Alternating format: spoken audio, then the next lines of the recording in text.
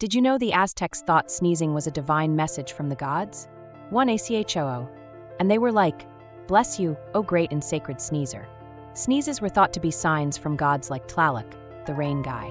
Some thought sneezes were omens. Good sneeze equals good luck. And yes, they probably had sneeze rituals, praying over someone's nose mid-cough.